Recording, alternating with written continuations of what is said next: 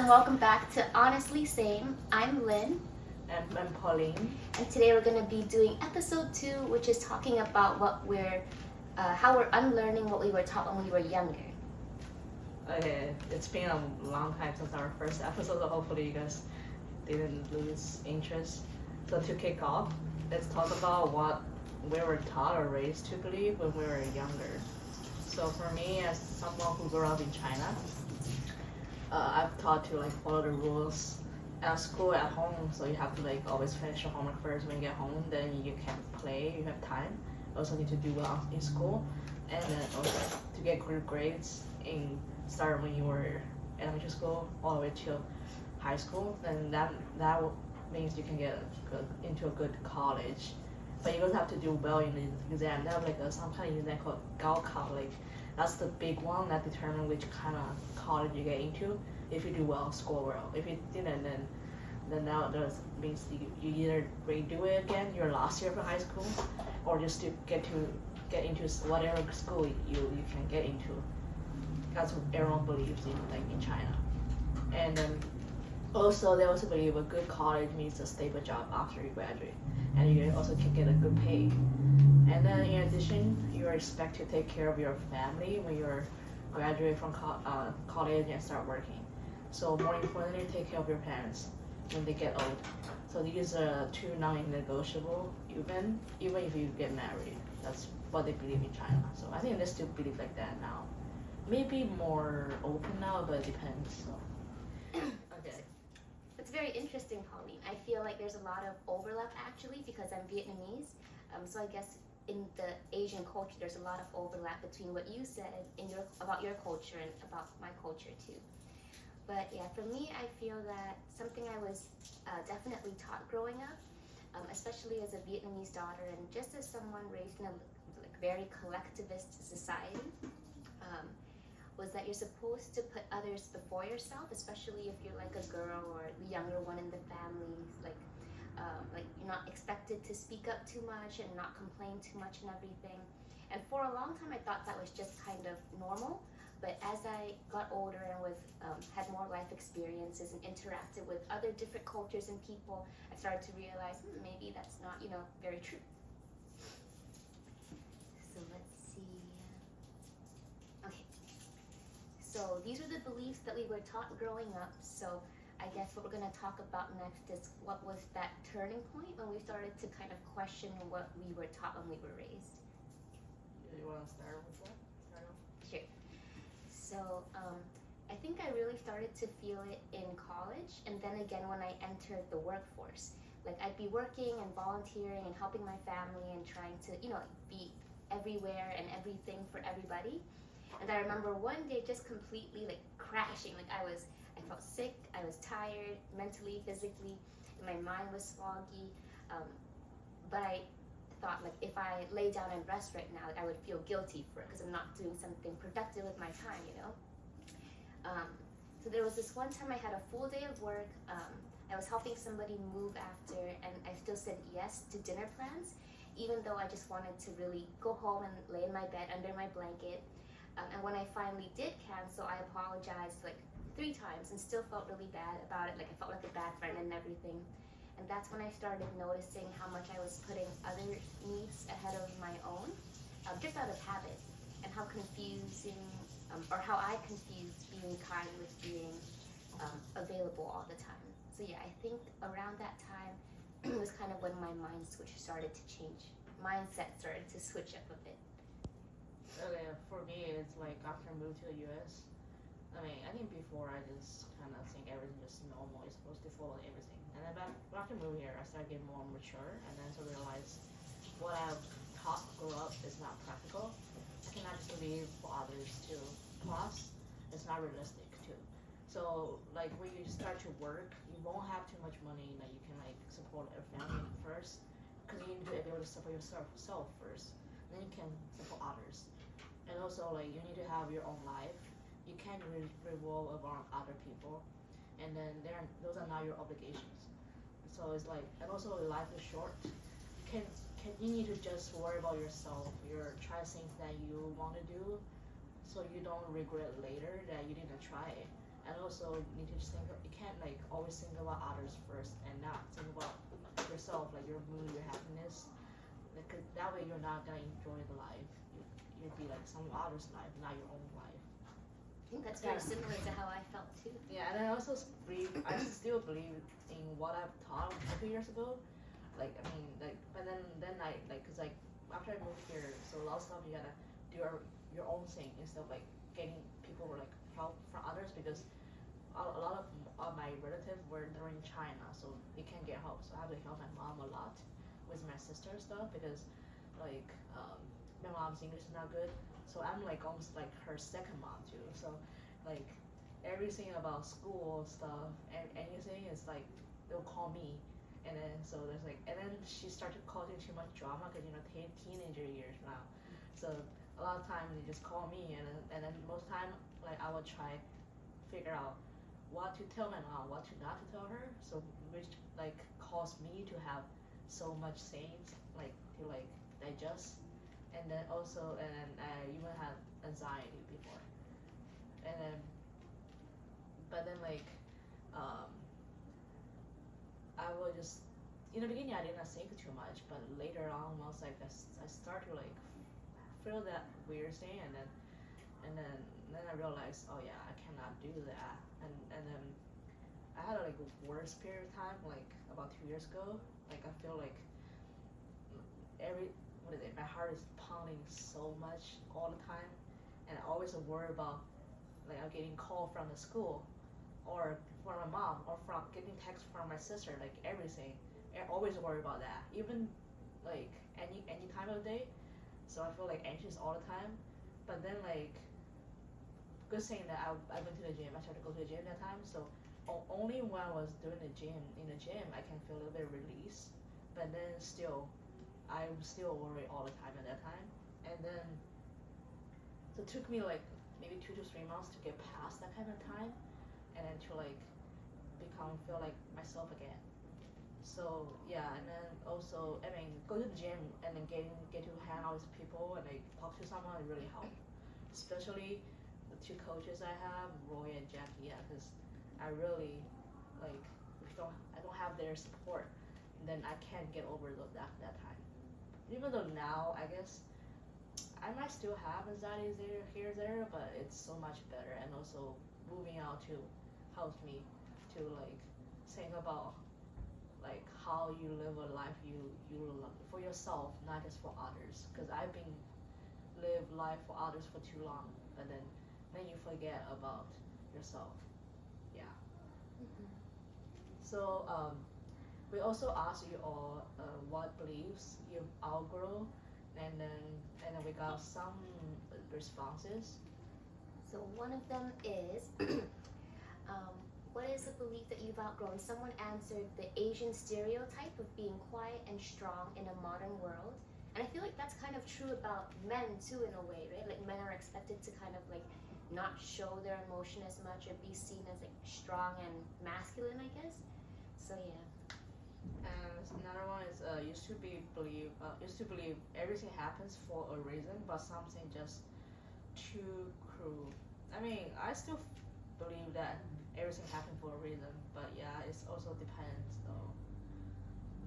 So this one kind of hard to say. Depends on what you actually believe. So. And we got one other response from you folks. This one says, I learned to make peace with myself with what I have, not chasing after what I don't have. So I guess that kind of reminds me of like feeling appreciative and like reminding yourself, oh, like I have this thing in my life. I'm like lucky to be able to do this thing. So counting your blessings, really. Yeah. Thanks for responding to us, guys. Okay, so we talk about what we believe in and what we think. It shouldn't like it's not true anymore. Now we're gonna kind of going to like unlearning those things. So what does it take for you to unlearn those things? Well, I think for me, unlearning it wasn't easy. Like when something's been kind of like baked into your identity since you were a little kid, it doesn't just go away because you realize it's unhealthy, right? So I had to learn how to actively reframe my brain and retrain my brain. And honestly, it's still a work in progress for sure. And what really helped me was learning to set healthy boundaries, even if they're really tiny boundaries. And at first, it felt kind of awkward for me, like I was doing something wrong almost, saying, like, I can't do this today, or saying, I need time to recharge. Kind of made me feel guilty, like I said earlier, like I was letting people down or I was being selfish and stuff. But I started realizing that if I didn't protect my energy, I'd have nothing left to give anyway, right? And also therapy helped, and then journaling, and just really being, not being, but having open, honest conversations with friends like Pauline, who reminded me that taking care of my mental health isn't something that should be optional. It's something that's necessary, right? And honestly, being around people who model healthy boundaries was a game changer for me. Like seeing people I respect say no without me needing to over explain myself, that was very, I guess, eye opening for me. And I think one of the biggest shifts for me was reframing what rest and emotional. Oh wait, okay, I gotta cut this part out. Was reframing rest, emotional. Okay. One of the bigger shifts to me was reframing rest and emotional honesty as strengths, so not weaknesses. Because growing up, I really thought being strong meant staying quiet and pushing through, kind of like being low maintenance, not asking for too much or speaking your mind too much, you know? But now, strength to me looks more like saying how I feel and honoring my capacity and not pretending I'm okay when I might not be, right? So, yeah, that's pretty much it for me. What about you, Paul? What was the... Yeah, I agree a lot of things you said, but then also it's be able to make change is always hard because especially for your mindset and also try to convince yourself that you need to take care of yourself before others. It's always hard when you're used to think of others first and yourself last. So whatever you learn about grow up might not always make sense. I mean, it might make sense in the beginning, like as you grow up, eventually you'll not start to not make sense. Like for me, it took me a while to like realize that I can't stay in my family's environment. Have to change it in order to get better. So like, both mentally and physically. That's why I just like make my decision to actually move out like a year ago, and I would miss my family a lot. Like for real, in the beginning, because everything's unfamiliar. You're on your own now. You feel like there's no support. But also it's because it was hard to find a full job too. When I just moved out because I just graduated, and it was a hard time for the market too. So like everyone just can't find a job. So I had to work like multiple jobs first, then switch to like one job that with more hours so I can get more pay and more money. But then now finally I have a stable job, so it means stable payments, more money. But then it took a lot to be able to live on my own, like I said. But then like currently still have a more work to do, but it's so much better. So and the good thing I can still like work out regularly and do everything I want to do, even though it might cost money. It will involve more planning, I guess. But why not try things that I want to try when we're still young? Because you're only this young now. After this moment passed, then you're like getting old. You might not get to do stuff you want to do later on if you don't try it. Like so, just try it. Even though it might cost money, but it's all you got now. So I also think strength training helped me feel better too for me food wise, and like I also talk to therapists too like now regularly. It helped me like better understand like my emotions, family issues, and how to deal with like stress and more. Like therapists can like really help. It shouldn't be a shame for people to talk about it for other people, cause like. But then the only thing is like if you want to try to get a therapist, you have to try to make sure you find the right person, because sometimes like it might not be a good person. You be like, oh, you don't like this person. Yeah, you can just switch it, because if you have like insurance, it covers, and also the switch is fine because I don't think it's fine. Like I switched the first one I don't like it, so I switched to another one, and that one I like, so I just stick with it for till now. So otherwise you will not want to continue. That's why you want to find someone that can be like a friend to you, but they're therapists, so they know how to help you when you need help. And then, what is this? Okay.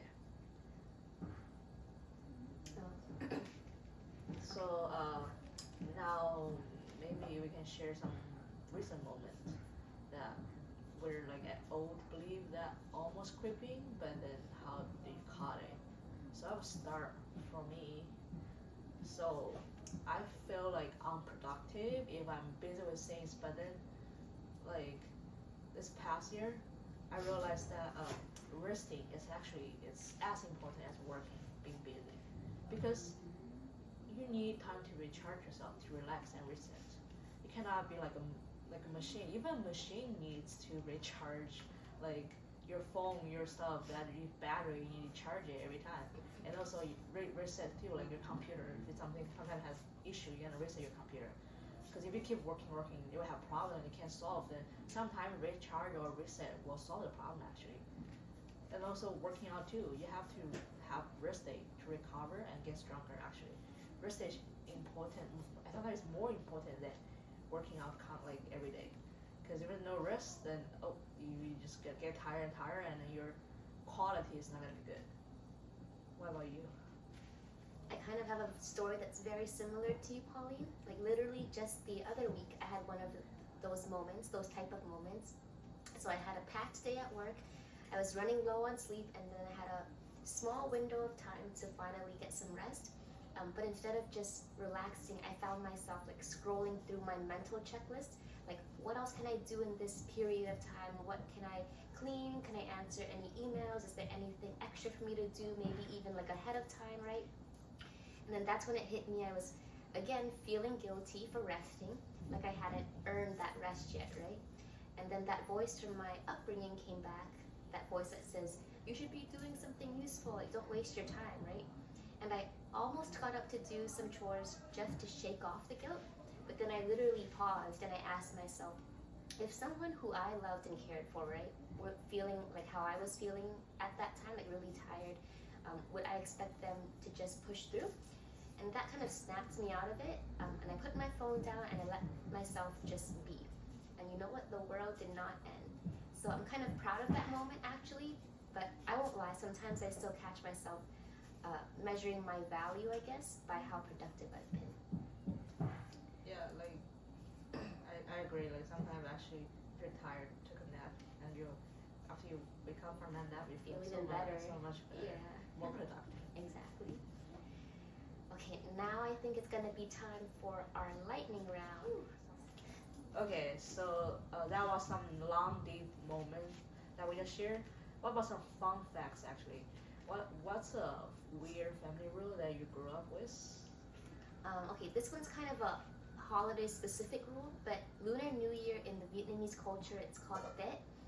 It was pretty serious business in my house. Like, we had rules that weren't really suggestions. They were like rules that you were expected to follow. And I think one of the biggest ones growing up was to not do any chores on New Year's Day. So no sweeping, no taking out the trash, don't do your laundry, because doing any of that stuff was believed to like sweep away or wipe away your luck for the year, you know? So my mom would literally make us deep clean the house before that, like scrubbing the floors and everything, just so we could be lucky the next day. And I always had fun doing it because I guess it was almost like family bonding in a weird way. And there's this other thing too where the first person who enters your house on Lunar New Year's is supposed to kind of like set the tone or the vibe for that whole year. So they had to be someone with good energy or a lucky zodiac match or something. And I remember one year my uncle was smoking right before midnight, and my mom was like, nope, he is not coming, walking in first. And so she made my little cousin go out of the house and come back in, you know? And at that time I was like, what is going on? But now I kind of love it. There's something really fun and beautiful about how intentional Vietnamese culture is about like the energy and blessings and starting fresh and everything. And even if I still get nervous about even I still get nervous about taking the trash out on Tết sometimes. How about you, Pauline? Yeah, that's interesting. I get to experience that too with your family this past New Year. But then for us, I think for Chinese New Year, it's similar saying like for the New Year's saying like they don't want you to wipe stuff or something. Yeah, it's for like luck. And also they have a lot other rules too. I don't remember all them all. It's like kind of complicated. If you interested, we can talk about more later, or maybe you can research online. But and then also for my family, there were the for my family, I think like there's some weird things like first I think it's like starting from my grandma or something. I mean no grandpa. I think my mom told me it's like so like the kids not allowed to spend night at a friend's house. So no sleepover.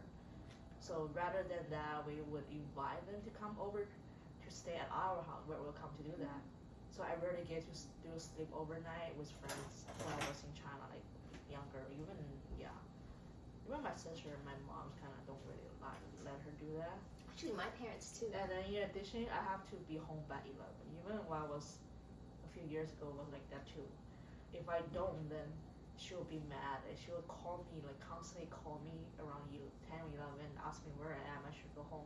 If I didn't one day, I didn't go home by that time and she just get mad, like when I got home. So that's those were weird. I'm not sure if anyone else had that kind of rule, but yeah, even when I'm already grown up adult now, she still do that, so. Okay, something else. So what's one thing you still believe from childhood? I think for me, one thing I still believe from childhood that how you treat people really matters. So like even the little things like saying thank you, showing up when it counts, being kind, like even when no one's like actively watching you, you know. And growing up, I actually saw my parents go out of their way to help others a lot, even when they didn't have much or when they didn't need to. And back then, I didn't always understand it, but now I kind of see it as like a quiet strength of theirs. It's like this belief that we're all connected and how you make people feel can stay with them forever, right? So yeah, I still believe in leading with kindness and not like, you know, like the fake nice, but the genuine kind. Yeah, I agree with you. Well, another thing I believe is don't judge too much on the little things because sometimes you might feel like, oh yeah, it's not fair, but it might make you get close with other people. So when you, like sometimes they might just they don't know what they call. They might treat you a little bit differently, but sometimes if you don't judge too much, it may like make you more like what is it, feel more included. So okay, how about something that you think that your younger self would be proud of? Now you sit back. I think one thing my younger self would be proud of is that I'm not afraid to try new things and keep growing. I remember when I first signed up to present at a big conference, I was super nervous and I almost even backed out at the last minute. I was literally sitting in the room already and I almost just like left. And I was presenting with a partner and I remember that he wanted to step out for a quick second when we were presenting during one of the breakout sessions we were conducting just to get some water. And I was so scared on stage. I had such stage fright. I was like, no, don't leave me up here alone. But I did it anyways. And actually at the very end, it went way better than I expected. We even got a lot of positive feedback from audience members, so that was really encouraging too. And honestly, my younger self, thank you. And honestly, my younger self would be shocked that I could stand up in front of like a crowd and talk about stuff like that without physically actually running away, even though I sometimes wanted to. She'd probably be like, well, did we do that? And we survived? So yeah, I think she'd be proud of that brave, messy, still learning version of me. Okay, for me, it would be similar thing for you, like a public speaking, like you said, and also be sociable, cause like I think I used to be like scared to speak in public or a big of people. Like I'll get really nervous, and then when I try to speak, sometimes I get like talk too fast, and I start to like stumble, and then people won't understand what I'm trying to say. But now after like so many experience of doing like presentation at school, even teaching class, cause I was like TA, now I'm like so for like public speaking, it's not something I would be scared of or nervous about anymore. Maybe I get nervous sometimes, but then like once I start talking, and I just kind of start relax out. And also I'm all sociable now. Like I can also make more friends easily now. I mean, I used to be like kind of just like shy. I think I don't know how I changed it, but it's changing. It's magic happens. So and also something that you unlearn but sometimes miss right now. Okay. Something I unlearned but sometimes miss. I think thinking that I had to say yes to everything or else I'd miss out on opportunities. So growing up, I felt like if I said no to even one thing, I'd be left behind, whether it was like work or friends or family or even like fun stuff like going out or whatever, you know. So I was always that person who said yes and juggled a million things because I was afraid I'd miss out on something or miss the next big thing, you know. But over time, and as I think I got older, I realized that saying yes to everything doesn't mean you're really growing or living. And what's really important is finding like what's meaningful for you and finding that balance and knowing when to kind of jump into something like an opportunity and when to kind of step back. And I'm still working on it, but now I try to listen more to what my mind and my body need instead of just chasing every opportunity out of fear. For me, it'll be making friends, but also without thinking too much. So like, I think all of us like to make friends, but then like when we were young, we just want to make all kinds of friends, like accept everyone, and we don't think whatever like that person is good or not. We just make friends because we're young, we don't understand stuff. But now when I'm trying to make friends, I will be like, be smart in making like friends. I will like even like uh, think about what kind of person they are or whatever. Think a lot of things before you actually get close to someone, and then so it's even harder to like those to have those like that you can cherish. So I miss the time when I just don't care so much or think too much. Okay. Our next question now is what is one toxic saying that we should cancel? Yeah. So what do you think? Okay, so for me, and I've thought this for the longest time, I hate this saying boys will be boys. I think it's a toxic excuse that we absolutely need to get rid of because I think that saying is basically giving us the idea like, hey, it's okay for boys and men to behave badly or to be aggressive or disrespectful or whatever, you know, because that's just how they are. There's no accountability, there's no growth, no learning. And the phrase lets harmful behaviors slide under the rug, I think. And it teaches everyone, and especially those boys, right, that they don't have to own their actions or respect others. And I think it normalizes like disrespect, aggression, excuses. And I think we should really be teaching everyone, regardless of gender, to take responsibility and be empathetic and treat others with respect. What about you? Yeah, for me it would be. It took me a while too. I was kind of search, and then but one thing I would think, um, I used to believe that, but now I feel like maybe not always true. Is no pain, no gain. So it's like a overused one or misleading one. So like, what is toxic? So it makes people think like, oh, all pain is necessary wait for progress. Like when you exercise, if you feel pain, that's normal. You need it, but it's not actually not true all the time. Cause like sometimes people can push too hard and they ignore it, like it's an injury signal. So you can get like seriously hurt. Cause like you think oh pain's good, but then it depends on what kind of pain, and then because sometimes they might be actually getting injured already, so you should stop. So also it could promote like a grind culture mentality where rest is seen as a weakness, but actually you need the rest to become stronger though. Also pain, yeah, like I say, it doesn't work all the time, and depends on what kind of pain. So yeah, it's not the same. Depends on situation. Also a workout, they're saying like if you get sore, that means you worked out, but it's not all the time either. Sometimes you you got enough work, but then you just don't feel sore. But it doesn't mean you didn't get workout. So yeah. Agreed. Honestly, same. Yeah. So to wrap it up, unlearning something isn't easy, but it's part of growing up and also becoming who you are really are. So if you vibe with us, and you can send us your honesty same moments, like relate to this or anything, and can also follow us for more. If you're out here unlearning your own way, we see you. And then we're kicking off a new series for next one. It's called Honesty, Who Made You?